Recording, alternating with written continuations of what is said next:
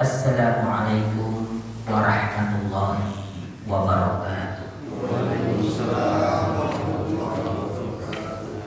Alhamdulillah, alhamdulillahi rabbil alamin, wal aqibatu lil muttaqin, wala udwana illa 'alal zalimin.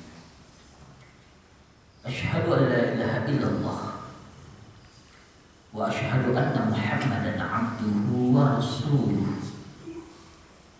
Allahumma salli ala habibina wa maulana Muhammad wa ala alihi wa ashabihi wa man tabi'ahum bi ihsan ila yaumiddin.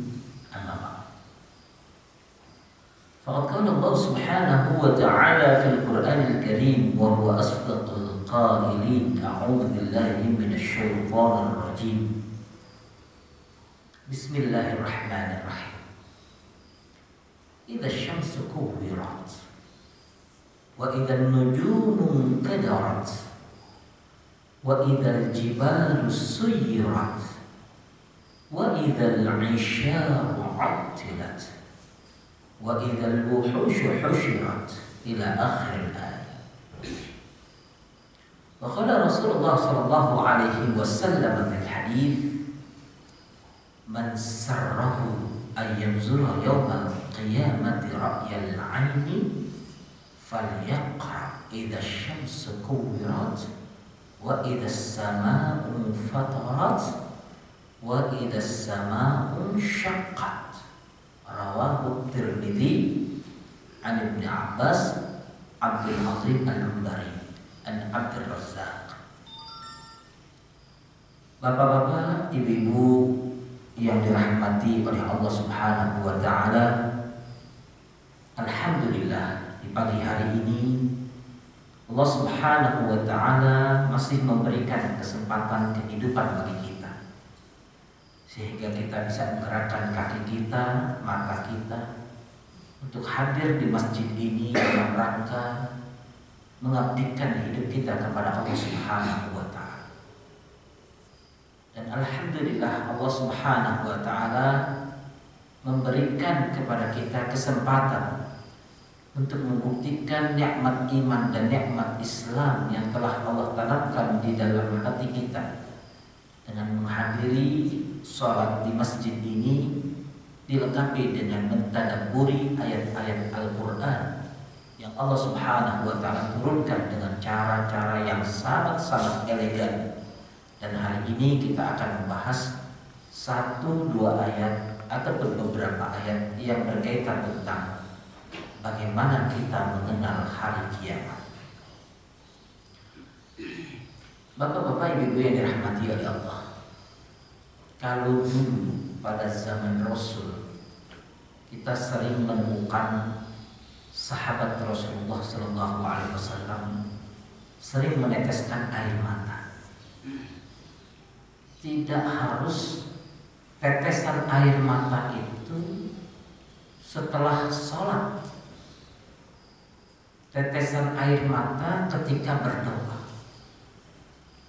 ketika berjalan, ketika duduk, sering sahabat Rasulullah SAW meneteskan air mata. Makanya di antara sahabat yang sering meneteskan air mata itu adalah Abu Bakar As-Siddiq.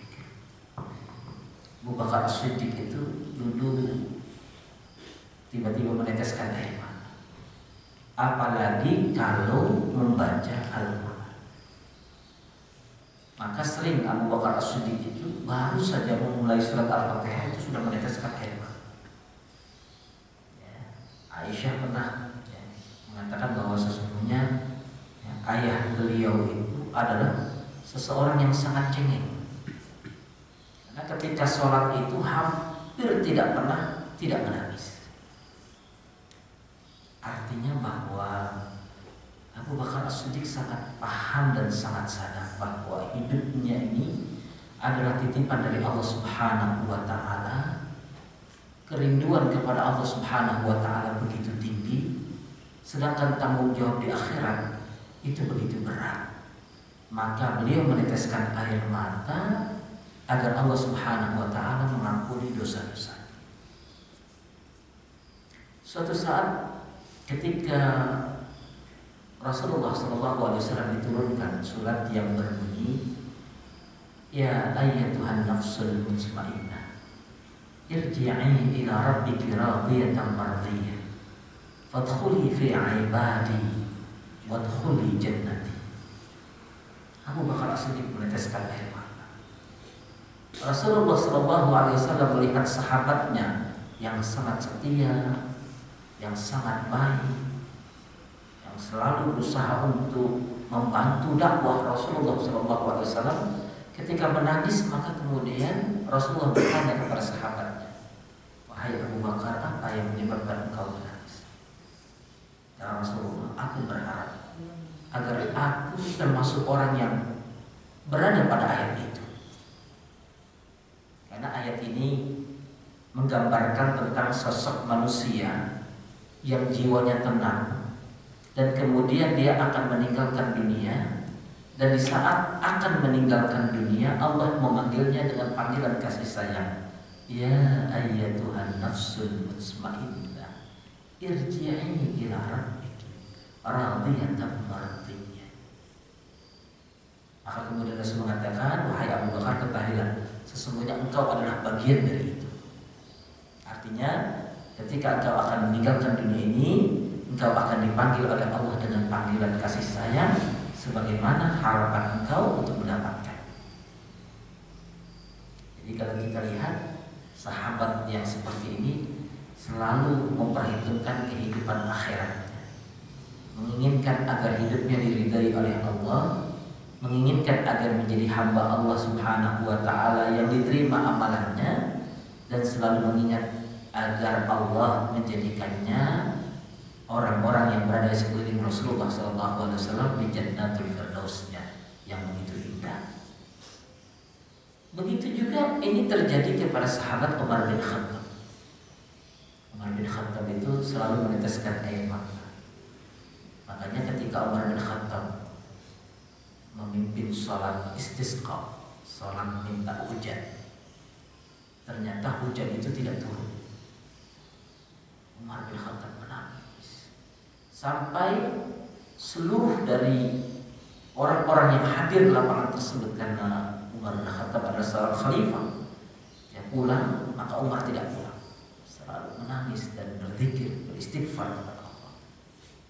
Di saat Umar bin Khattab diminta oleh sahabat lainnya untuk kembali, karena apa? Karena melihat kondisi Umar yang sudah sangat letih memimpin umatnya, memimpin waktu itu umat Islam, dan kemudian kondisi yang sangat panas, hujan tidak turun, maka Umar ketika dalam perjalanannya sambil menangis, sambil beristighfar, tidak lama kemudian hujan itu turun, karena memang sesungguhnya beliau sangat sungguh-sungguh dan serius dalam menghadapi hidupnya, terutama hal-hal yang berkaitan dengan Allah Subhanahu wa taala. Maka kita pun umat Nabi Muhammad SAW yang memang sudah melebihi 1400 tahun setelah hijrahnya Rasulullah SAW, hari ini sesungguhnya kita jauh lebih harus mempersiapkan diri dibandingkan dengan mereka. Jadi kalau Rasulullah SAW mendengar ada suara petir, mendengar ada suara-suara yang disebutkan di dalam hadis-hadis Rasulullah SAW, merasakan bahwa saat itu kiamat sudah sangat dekat. Namun sekarang orang-orang yang hidup di akhir zaman ternyata tidak pernah takut terhadap kiamat. Orang-orang yang hidup di akhir zaman ternyata tidak pernah mempersiapkan kehidupan setelah kematiannya. Padahal para sahabat sedemikian sungguh-sungguh mempersiapkan kehidupan setelah kematiannya, walaupun bukan kiamat kubra, minimal kiamat sughra bagi mereka, tapi mereka mempersiapkannya dengan matang. Sedangkan kita sekarang ini sudah berada pada kiamat yang kalau kita lihat tanda-tandanya, itu hanya tinggal tanda-tanda besarnya. Karena tanda-tanda kecilnya, tanda-tanda pertengahannya itu sudah terjadi sebagian besar. Hanya tinggal bagaimana nanti ya fitnah yang terjadi ini sampai pada puncaknya. Di fitnah-fitnah akhir zaman itu yang namanya orang soleh menjadi orang yang tertuduh, ya, yang namanya orang alim kemudian setelah itu banyak yang meninggal dunia, banyak orang-orang yang bodoh kemudian menjadi pemimpin-pemimpin. Ketika itu sudah sampai titik itu, pada akhirnya kemudian saat itu datanglah fitnah yang paling sederhana untuk kita lihat, yaitu kedatangan Dajjal. Dan kemudian setelah itu terjadilah peperangan besar, dan setelah itu umat Islam akan mendapatkan kemenangan kembali, walaupun umur kemenangan itu tidak lebih sampai sekitar 9 tahun atau 10 tahun. Setelah itu dimeninggalkan oleh Allah secara perlahan-lahan, sehingga tidak ada lagi orang yang beriman kepada Allah Subhanahu wa taala. Di saat itulah Allah akan hancurkan dunia. Selalu dan sekarang apa yang bisa kita ambil pelajaran? Sekarang kita akan bahas surat At-Takwir untuk mengenal kiamat lebih dekat. Surat At-Takwir ini adalah Makkiyah, artinya diturunkan di kota Makkah. Jadi kita bisa membayangkan ya, di saat terintimidasi, di saat Islam masih sangat minoritas, Allah Subhanahu wa taala sudah menceritakan tentang hari kiamat. Bahasa kita belum paham Islam secara keseluruhan, kenapa kiamat duluan yang dijelaskan. Jadi bicara tentang kiamat itu kan bicara tentang kehidupan masa depan. Ternyata banyak manusia yang tidak mampu bertahan dalam kehidupan ini menjadi orang yang baik dan saleh, disebabkan karena tidak mengenal hidup masa depannya. Kalau mengenal kehidupan masa depannya, tidak mungkin akan dia sia-siakan. Jangankan kita yang normal ya, binatang-binatang saja terkadang ketika dia memikirkan anak-anaknya, dia menjadi puas.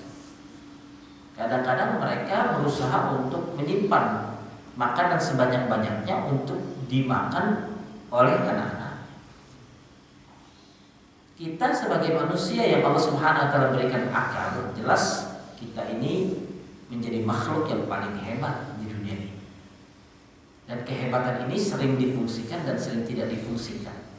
Kehebatan manusia ini sering dipertahankan kehebatannya, ada juga yang menghinakan. Jadi kalau kita lihat ada manusia diciptakan oleh Allah dengan sempurna, dipakai kesempurnaannya, akalnya dipakai untuk berpikir tentang ayat-ayat Allah, matanya dipakai untuk memandang ayat-ayat Allah, telinganya dipakai untuk berbuat kebaikan, langkah kakinya dipakai untuk ibadah, maka orang ini dia memposisikan dirinya sebagai makhluk yang termulia, yaitu manusia, sehingga dia bisa membuktikannya dengan beribadah kepada Allah. Tapi banyak manusia yang hari ini menghinakan dirinya sendiri. Allah berikan telinga dipakai untuk bermaksiat kepada Allah. Allah berikan mulut dia pakai untuk bermaksiat kepada Allah. Allah berikan mata dipakai untuk maksiat kepada Allah. Allah berikan tangan dipakai untuk maksiat kepada Allah. Allah berikan kaki dipakai untuk maksiat kepada Allah. Terlalu banyak orang-orang yang seperti ini. Padahal Allah memuliakannya dengan cara itu, tapi manusia dengan semua fasilitas Allah dia bermaksiat. Sama seperti Bani Israel. Bani Israel itu kalau kita lihat di dalam Al-Quran termasuk kaum yang paling sering disebut. Karena saking nakalnya, karena saking sulitnya disampaikan, karena saking banyaknya pembangkangan terhadap nabi-nabi Allah dan kepada Allah.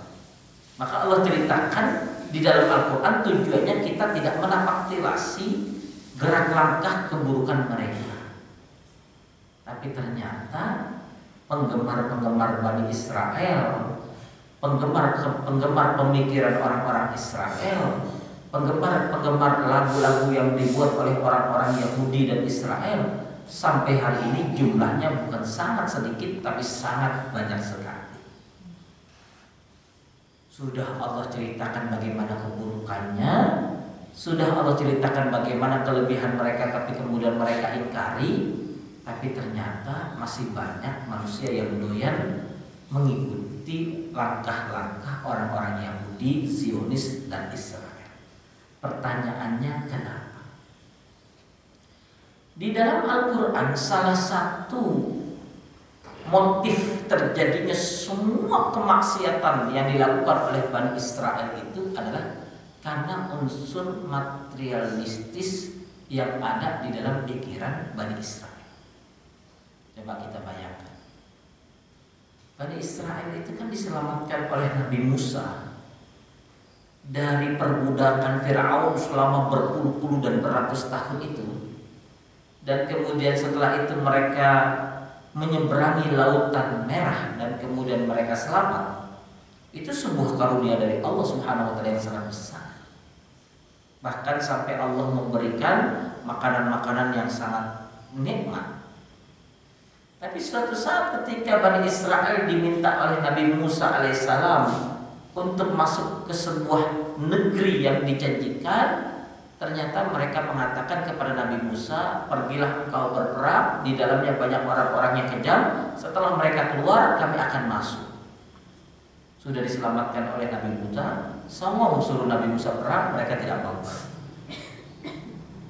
Yang lebih parah lagi adalah ketika Nabi Musa bertemu dengan Allah Subhanahu wa taala selama 40 hari. Di saat itu kemudian Nabi Musa menitipkan kaum Bani Israel kepada Nabi Harun.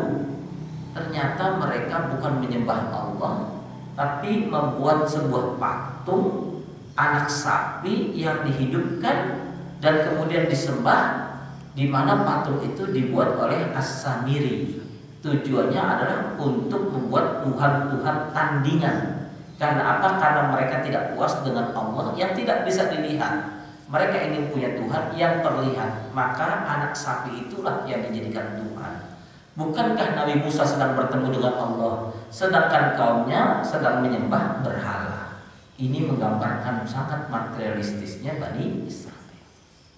Dan ternyata orang yang tidak bisa mengecap atau memahami akhirat itu adalah orang yang hatinya telah dibutakan dengan dunia dengan segala fata morgana. Maka surat-surat ini seakan-akan menyibak semua hal-hal yang tidak bisa dipahami oleh manusia-manusia yang materialistis, manusia-manusia jahiliyah, manusia-manusia yang jauh dari Allah Subhanahu wa taala. Dan surat At-Takwir ini seakan-akan membuka bagi kita bahwa kiamat itu pasti terjadi dan kiamat itu sesuatu yang sangat nyata. Maka Allah menurunkan surat ini dan mari kita berusaha memahaminya sedikit dari pemahaman kita dalam surat At-Takwir. Saya mulai dari hadis Rasulullah yang tadi saya bacakan. Man sarrahu ayyazura yawmal qiyamati ra'yal 'aini falyaqra idza syamsu kuwirat wa idza as-samaa'u fatarat wa idza as-samaa'u syaqqat.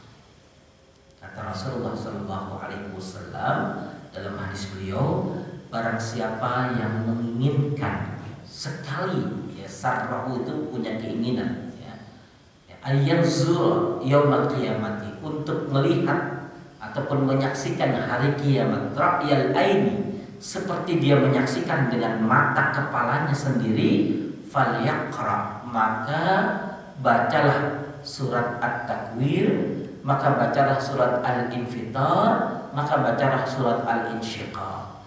Karena sesungguhnya 3 surat itu mencerminkan tentang kiamat dengan seluruh fenomena yang terjadi. Dan ini kiamatnya bukan tanda kiamat, tapi kejadian kiamatnya. Jadi idza syamsu kuwirat, apabila matahari digulung. Sampai hari ini kita tidak pernah melihat matahari itu berubah dari rotasinya. Skala besarnya dan kecilnya kita tidak pernah melihat berubah. Ya, walaupun terjadi badai matahari, mungkin karena jarak yang sangat jauh, kita hanya merasakan efek panas. Bahkan ada seorang ilmuwan Jepang mengatakan, ya, jikalau ya matahari ini maju 1 ya, artinya sedikit saja, maka sesungguhnya bumi ini akan terbakar karena panas. Dan apabila matahari ini mundur sedikit saja, maka sesungguhnya bumi ini akan menjadi beku disebabkan karena dingin yang sedemikian rupa. Jadi Allah Subhanahu wa taala sudah meletakkan matahari pada tempatnya, dan Allah Subhanahu wa taala menjadikan matahari itu untuk memberikan manfaat terhadap manusia-manusia di bumi. Karena sampai hari ini, sejak miliaran tahun yang lalu, Allah sudah menjadikan matahari itu ada, bergerak, berfungsi di porosnya dan tidak berpindah-pindah, kecuali pergerakannya itu adalah bagian dari sunnatullah yang telah Allah jadikan. Suatu saat semua fungsi itu akan berubah. Matahari akan Allah hentikan, dan saat itulah matahari akan Allah Subhanahu wa taala padamkan cahayanya, dan saat itu Allah menggulung-gulungnya. Para ulama tafsir itu banyak sekali mengatakan kuwirat itu. Ada yang mengatakan digenggam terus kemudian ya hancur berantakan. Itu namanya kuwirat. Ya. Ada yang dikatakan bahwa kuwirat itu ya dijatuhkan sehingga hilang fungsinya dan sebagainya. Artinya kalau kiamat itu terjadi, maka harinya Allah Subhanahu wa taala hancurkan. Jelas kita mungkin selama kita beriman kepada Allah Subhanahu wa taala tidak menyaksikan kejadian itu. Tapi ayat ini sudah memberikan gambaran kepada kita bahwa walaupun kita tidak menyaksikannya karena kita berharap kita meninggal dalam kondisi beriman kepada Allah Subhanahu wa taala, tapi kita yakin bahwa itu akan terjadi karena yang mengatakan ini adalah yang menciptakan matahari. Kalau kita sudah meyakini sesuatu yang tidak mungkin kita lihat karena kita mungkin saat itu sudah meninggalkan dunia ini dan kita di alam barzah, kenapa kita tidak beriman kepada Allah yang telah menciptakan langit dan bumi serta yang telah menciptakan dunia dan akhirat, yang menciptakan surga dan neraka? Jadi kalau percaya terhadap kiamat tapi tidak percaya terhadap surga dan neraka, itu kan namanya percaya sebagian-sebagian. Padahal kita harus percaya kepada Allah secara total. Ya, wa idzan nujumun kadarat, dan apabila bintang-bintang itu berjatuhan. Jadi kalau kita bayangkan antara matahari dengan bumi itu, mungkin kalau kita ilustrasikan seperti apa? Mungkin antara jeruk yang besar itu dengan biji jeruk yang kecil. Jauh sekali. Kalau matahari ini sudah Allah hancurkan, planetnya sudah Allah jatuhkan, maka dunia ini berakhir. Apa yang bisa kita ambil pelajaran di dalamnya? Yang pertama, ketika Allah Subhanahu wa taala berbicara tentang akhirat di dalam surat At-Takwir ini, Allah Subhanahu wa taala menyampaikannya dengan adatus syarti. Ada adat syarat, artinya penjelasan tentang prasyarat. Ya. Kalau ini terjadi, ini terjadi, ini terjadi, ini terjadi, maka kan gitu. Nah, adat syarti itu adalah kalimat idza. Di dalam surat At-Takwir sebanyak 14 ayat, nanti ayat 13-nya itu atau ayat terakhirnya ayat 14-nya itu kita akan temukan bahwa itu adalah jawab syarti, jawabannya. Tapi sebelum itu 13 ayat itu adalah adatnya, artinya bentuk prasyaratnya. Kalimat idza itu terulang sampai 12 kali. Idza syamsu kuwirat, wa idzan nujumu kadarat, wa idzal jibalu suyyirat, wa idzal 'isyaru 'uttirat. Ini idzanya ya. Wa idzal wuhushu husyirat, wa idzal biharu sujjirat, wa idzan nufusu zuwijat, wa idzal maw'udatu su'ilat bi ayyi dhanbin qutilat, wa idzas suhufu nusyirat, wa idzas samaa'u kushitat, wa idzal jahimu su'irat, wa idzal jannatu uzlifat, alimat nafsum ma ahdat. 12 kali kalimat idza yang artinya apabila. Karena Allah berbicara tapi kemudian Allah mengulang-ulangnya, berarti konten apa yang ingin Allah sampaikan sangat penting. Dan Allah Subhanahu wa taala mengulang 12 kali ini, 6 kejadian ketika kiamat terjadi, 6 terjadi setelah manusia masuk di alam barzah sampai selanjutnya. Jadi di dalam idza tadi ada 6 untuk yang terjadi di dunia, ada 6 setelah kematian. Dan Allah menyampaikan semuanya itu dengan kalimat idza. Apa fungsinya Allah memberikan para syarat itu? Alimat nafsum ma'ahdah. Alimat itu artinya mengetahui, nafsun itu setiap jiwa, ma'ahdah apa saja yang sudah dikerjakan. Jadi Allah menyampaikan dengan ida-ida yang 12 tadi itu untuk memastikan bahwa setiap manusia yang hari ini hidup nanti akan Allah ulang semuanya, dan Allah akan memberikan kesadaran setiap detik dari setiap kita akan apa yang telah kita lakukan di dunia. Jadi kalau kita bertanya hari ini, kira-kira minggu lalu kita punya dosa apa yang masih kita ingat? Saya udah lupa gak punya dosa. Ya sudahlah, bulan lalu kira-kira di waktu yang sama seperti ini adakah dosa yang kita lakukan? Barangkali kita sudah lupa. Ya sudah, kalau gitu tahun lalu di waktu yang seperti ini, ya di bulan Februari tanggal 23 dulu apa yang pernah kita lakukan? Barangkali kita lupa. Nanti di akhirat, jangankan tahun lalu, 10 tahun yang lalu, 20 tahun yang lalu, dari sejak kita balik sampai kita meninggal dunia, semuanya Allah berikan kesadaran. Maka banyak manusia yang menangis. Kenapa? Mengingat betapa banyak dosa-dosanya yang tidak ditaubatkan kepada Allah Subhanahu wa ta'ala. Mengingat akan kemaksiatan-kemaksiatannya yang dia tidak pernah sedikit pun bersihkan dari dirinya. Mengingat. Pada saat itulah kemudian banyak manusia-manusia yang menyesali diri.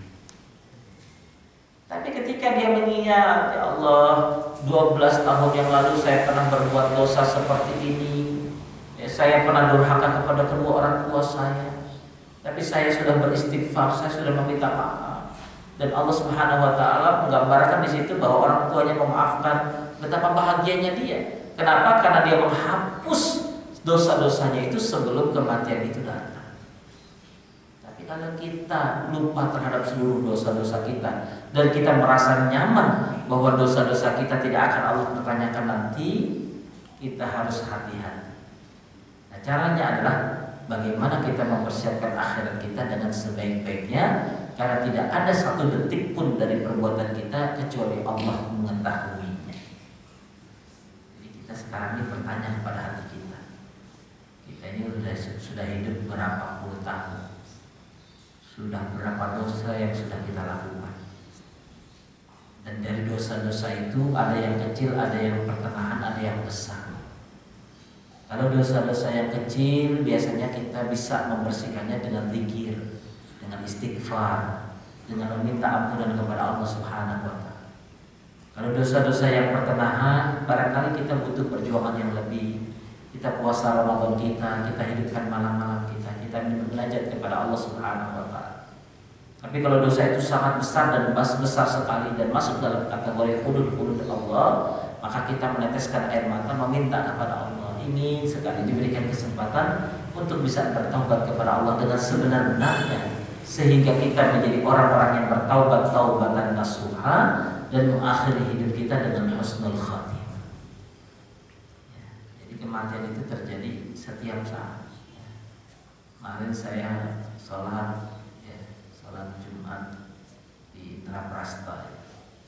Jadi ada jamaah itu, ya, 2 hari yang lalu masih makan bubur bareng kan gitu. Pulang sholat makan bubur, terus santai. Nah, sebelum khutbah itu saya dibisikkan, Pak Ustaz, nanti ada sholat Maid. Siapa yang meninggal? Pak ini. Perasaan baru kemarin makan bubur. Iya, Ustaz. Begitu cepatnya kadang-kadang kematian itu datang. Tetangga saya itu, tetangga di Jakarta, di Pejaten Barat. Siapa itu namanya itu? Yang kemarin sering di TV itu, Sinclair gitu saja. Ya, Ashraf itu kan tetangga saya itu. Cuma beda RT, beda RW ya. itu juga begitu. Ya, beberapa hari sebelumnya sehat-sehat saja. Saatnya meninggal pagi harinya meninggal. Jadi kalau kita lihat kematian itu sangat mendadak sekali, sangat cepat sekali, sehingga tidak lagi kita perlu atau merasa nyaman. Ya, padahal Allah Subhanahu Wa Taala ingin menegaskan di dalam ayat ini, hidup kita pada akhirnya akan berakhir dan akhirnya itu tidak pernah kita ketahui. Tapi yang paling kita harapkan adalah berakhir dengan husnul khatimah. Ya, jadi ini menggambarkan kepada kita agar surat ini kita pahami sebagai bentuk ya, preparation atau persiapan kita akan datangnya hari kiamat. Selanjutnya di dalam surat At-Takwir, poin yang ketiga, poin yang pertama tadi ada tusyarti, Allah pakai kalimat idza, apabila matahari digulung, apabila bintang berjatuhan, apabila gunung-gunung berserakan, ya, apabila binatang-binatang berkumpul dan sebagainya, itu sudah gambaran-gambaran tentang hari kiamat pada saat itu. Nah kemudian yang kedua, alimat nafsum ma'akhirat, yaitu bahwa setiap dari kita Allah pastikan menyadari semua yang terjadi dalam hidup kita ini. Ya, maka beruntung kita, Allah tutup aib kita. Kadang-kadang kita punya aib Allah tutup, ya, sehingga orang tidak tahu. Jika Allah membuka aib kita, barangkali kita menjadi orang yang tidak bisa mengangkat kepala kita karena terlalu banyak dosa-dosa kita. Ya, kita ini kan mohon maaf, ya, bisa berjalan setenang ini karena kita tidak Allah buka aib-aib kita. Ya, karena hati kita ini kadang-kadang sering kotor, ya, pandangan kita sering kotor. Bahkan kadang-kadang ucapan-ucapan kita itu menyakiti orang-orang di sekeliling kita. Ya, cuma mereka mungkin tidak tahu kita merasa percaya diri. Ya, kita lihat sekarang ini, ya, ketika di televisi ada pejabat yang berusaha untuk mengadahkan kepalanya dengan tenang. Ya, padahal dalam hatinya itu ada rasa malu. Ya, karena saya sering bolak-balik masuk penjara, bukan karena napi, tapi karena mengisi kajian. Gitu. Jadi memang sudah bertahun-tahun saya bolak-balik ke lapas Pondok Rajet. Ya. Dari sini sekitar setengah jam lah bolak-balik. Dari sejak zaman siapa itu, Habereskrim itu waktu itu sekarang ini ada juga ulama yang masuk di situ dan sebagainya. Ya, kadang-kadang kita bertemu dengan mereka itu yang jumlahnya ribuan itu, ya, ada yang wajahnya tertunduk. Ya, padahal kita berusaha untuk bagaimana menyamakan posisi dan status kita, tapi menunduk. Kenapa? Karena dia mengatakan terlalu banyak beban dosa saya sehingga saya merasa malu. Jadi ini menggambarkan kepada kita bahwa di dalam kehidupan kita ini Allah telah menutup aib-aib kita, maka mari kita berusaha untuk membersihkan diri kita dari dosa-dosa. Alimat nafsum ma'af. Kemudian yang ketiga, untuk menjelaskan tentang sesuatu yang sangat penting, Allah Subhanahu wa taala biasanya bersumpah. Maka di dalam beberapa ayat surat Takwir ini Allah Subhanahu wa taala bersumpah, fala uqsimu bil khunnas al jawaril khunnas wal laili idza as'as was subhi idza tanaffas. Ya, Allah bersumpah dengan ya bintang-bintang. Allah bersumpah dengan waktu malam yang berangkat dari malam biasa menjadi malam yang sangat gelap gulita.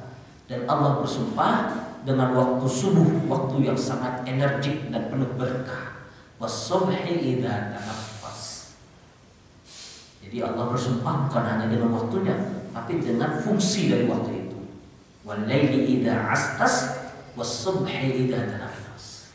Jadi Allah bersumpah dengan sangat sungguh-sungguh. Jadi beruntung kita yang merasakan was-subhi idza tanaffas. Jadi waktu subuh ini coba kalau kita tarik udara dalam-dalam, kita merasakan nikmat. Ketika kita sholat, kita sujud, kita merasakan kenikmatan begitu besar. Ya, kenapa? Karena di waktu subuh ini bukan hanya kita mendapatkan karunia dari sisi tempat, dari sisi waktu, Tapi kita juga ketika membaca ayat Al-Quran, wa Qur'an al-fajr masyhuda, Allah akan menyaksikan. Ini menggambarkan kepada kita begitu besar. Tapi apa yang menjadi konten kenapa Allah Subhanahu wa taala bersumpah, itu adalah beberapa hal yang harus diyakini berkaitan dengan rukun iman. Jadi kalau ayat yang pertama itu beriman tentang hari kiamat. Kemudian kalau berbicara tentang semua ayat ini bicara tentang al-iman billahi, bicara iman kepada Allah, bicara terhadap hari kiamat, iman kepada Allah. Makanya dalam Al-Quran sering dalam hadis maka yu'minu billahi wal yaumil akhir. Percaya Allah berarti percaya hari akhirat. Percaya akhirat berarti percaya Allah. Tapi ada beberapa poin yang manusia kemudian tidak sempurna imannya, bahkan tidak masuk kategori beriman ketika dia tidak menyempurnakan 4 rukun iman yang lainnya. Di sini disebutkan innahu laqaulu rasulin karim dzi quwwatin 'inda dzil 'arsy makin muta'in thamma amin. Di sini berbicara tentang sifat malaikat yang sangat Allah percaya. Malaikat itu sangat mulia. Nama malaikat itu adalah malaikat Jibril. Maka artinya janganlah engkau meragukan malaikat Jibril, karena malaikat itu adalah malaikat yang sangat mulia, malaikat yang Allah berikan kekuatan kepada malaikat tersebut, sehingga kita ini harus al-imanu bil malaika, mengimani adanya malaikat. Kenapa? Karena sekarang ini banyak orang yang mempermainkan Jibril. Ada orang tiba-tiba semalam saya ketemu Jibril. Ada orang yang mengatakan saya ini adalah Jibril. Ada nggak orang yang mengatakan bahwa dirinya Jibril? Kan banyak, ngaku-ngaku. Ya. Jadi kalau kita lihat Jibril itu kehebatannya sedemikian hebat, Pak. Ya, lahu sittu bi ajnah. Beliau memiliki 600 sayap. Satu sayapnya itu menutup dunia ini. Satu sayapnya saja. 600 wallahu alam. Karena di alam ini jumlahnya miliaran dari galaksi dan planet, sehingga satu planet itu hanya satu sayap dari malaikat Jibril. Artinya kalau manusia mengaku dia bertemu dengan Jibril, sesungguhnya tidak ada yang bisa dilakukan kecuali hanyalah kematian. Tapi Rasulullah SAW diberikan izin oleh Allah untuk bertemu dengan Jibril secara fisik itu 2 kali. Yang pertama fil a'la, ya, di sebuah tempat yang sangat tinggi, ya. Yang kedua Sidratul Muntaha, ketika di Sidratul Muntaha itu malaikat Jibril dilihat oleh Nabi. Dan pertemuan ini adalah pertemuan yang direkam dalam Al-Quran. Tapi ada manusia yang sampai hari ini menghina Rasulullah SAW, mengatakan bahwa Al-Quran itu karangannya, Al-Quran itu buatannya, Al-Quran itu halusinasinya dan sebagainya. Padahal Al-Quran itu Allah turunkan melalui malaikat Jibril dan disampaikan kepada Rasulullah SAW. Itu kaitannya al-imanu, ya, kepada para nabi, bin nabiyyin, bir rusuli, iman kepada para rasul. Jadi iman kepada Allah, iman kepada hari kiamat, iman terhadap malaikat, iman kepada para rasul dan nabi. Kemudian yang selanjutnya wa huwa biqauli syaitonir rajim. Yang disampaikan Rasulullah itu bukan perkataan syaitan, tapi perkataan Allah, yaitu Al-Qur'anul Karim. Maka ini artinya al-imanu bil kitab, percaya terhadap kitab suci yang Allah turunkan. Dan yang terakhir wa ma tasyauna illa ayyasha Allahu rabbul alamin. Bahwa hidup kita ini atas kehendak Allah Subhanahu wa taala semata-mata. Maka hidup dan mata kita karena Allah Subhanahu wa taala, maka kita harus menerima ridho apapun yang menjadi takdir dan qada dari Allah Subhanahu wa taala. Maka yang harus ditanamkan juga ketika kita berbicara tentang kehidupan akhirat adalah beriman terhadap takdir baik maupun buruk. Maka rukun iman yang 6 itu tergambar dalam surat At-Takbir ini, al-iman billahi wa malaikatihi wa kutubihi wa rusulihi wal yaumil akhiri wa bil qadari khairihi wa syarrihi. Maka kalau kita mempersiapkan ini dengan sebaik-baiknya, mudah-mudahan kita termasuk orang-orang yang husnul khatimah. Bapak Ibu yang dirahmati oleh Allah, yang menjadi pertanyaannya adalah bahwa semakin kita hidup di zaman akhir, artinya di akhir zaman seperti ini, tapi semakin kita melihat banyak orang yang sangat tidak memperhatikan kehidupan Islam dan imannya. Harusnya kan semakin dekat kiamat, semakin dia mempersiapkan diri dengan iman dan Islamnya. Tapi kalau sekarang kalau kita lihat, ada tokoh-tokoh, ada orang-orang cendekiawan, bahkan ada orang-orang yang kategorinya pintar, punya titel sedemikian tinggi, tapi menjual ayat-ayat Allah, kemudian melawan Allah, kemudian meremehkan Nabi, kemudian menghina Al-Quran, bahkan menghina agama. Bukankah itu sebagai pertanda bahwa manusia semakin di akhir zaman ini semakin banyak yang tertipu dengan dunia yang sementara? Maka kita harus menjaga diri kita. Mari dengan pemahaman kita surat At-Takwir, kita berusaha agar menjaga dan merawat keimanan kita kepada Allah Subhanahu wa taala dengan sebaik-baiknya. Jadi kita lihat wajah anak-anak kita, kita lihat wajah istri kita, kita lihat wajah saudara-saudara kita. Apakah wajah-wajah yang selama ini terlintas dalam benak kita, yang memotivasi kita bekerja dan mencari nafkah, kemudian wajah-wajah itu akan kita temukan di surganya Allah Subhanahu wa taala atau tidak? Jangan sampai kita begitu sibuk dengan urusan dunia, kita mencari nafkah untuk mereka, kita mencari makan untuk mereka, tapi ternyata kita membiarkan akidah mereka, kita membiarkan iman dan Islam mereka ternodai, sehingga ketika di surganya Allah suatu saat kita merindukan mereka, ternyata tidak ada lintasan wajah mereka. Mungkin mereka tertahan karena ketidakberimanan mereka, ataupun karena dosa-dosa mereka yang tidak kita inginkan dan tidak kita harapkan. Maka kesempatan itu saat ini, mari kita berusaha untuk merawat iman anak-anak kita. Kita berusaha untuk merawat Islam anak-anak kita. Di akhir zaman ini, semua kemaksiatan itu sangat dipermudah dan difasilitasi.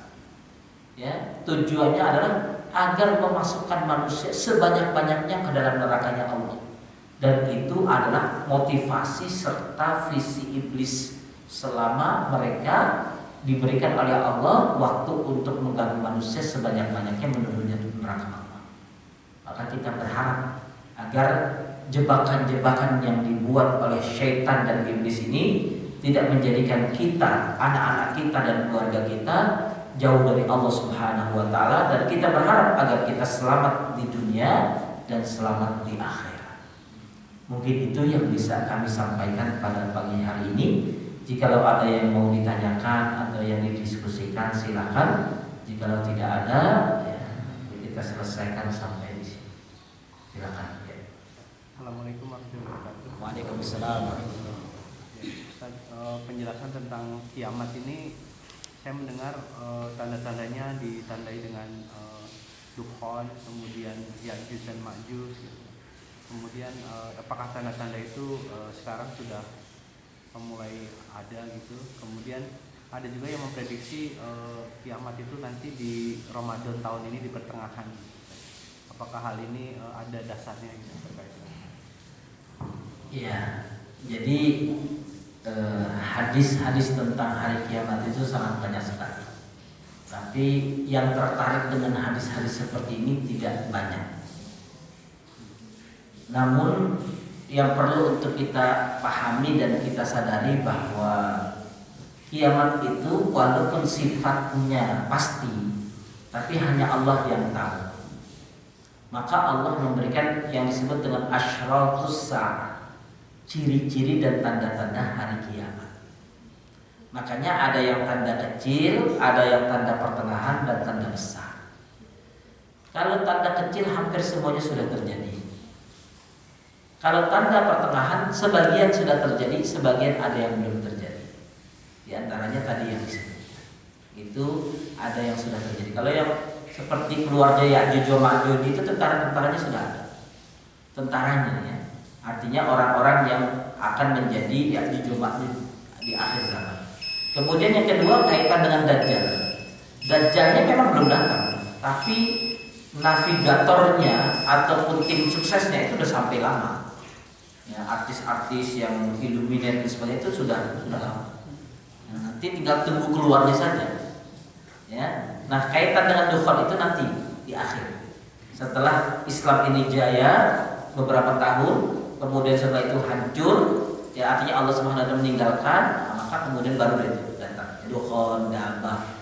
Dan tidak lama kemudian matahari terbit dari sebelah barat. Itu sudah tanda akhir dan tanda besar. Jadi sekarang ini kita berada di tanda-tanda pertengahan yang sebagian besarnya yang ada dalam hadis sudah terjadi. Di antaranya adalah Malhamatul Kubra, yang pembantaian besar-besaran di daerah Timur Tengah. Itu sudah dijelaskan. Kalau kita lihat dari Irak, kemudian Syria, kemudian Yaman itu sudah terjadi. Ya. Artinya memang sebagian tanda pertengahan itu sudah terjadi, sebagian akan terjadi tidak akan lama, tapi bahwa kemudian Islam akan kembali bangkit dan jaya di saat memang saat itu teknologi ini sudah tidak ada.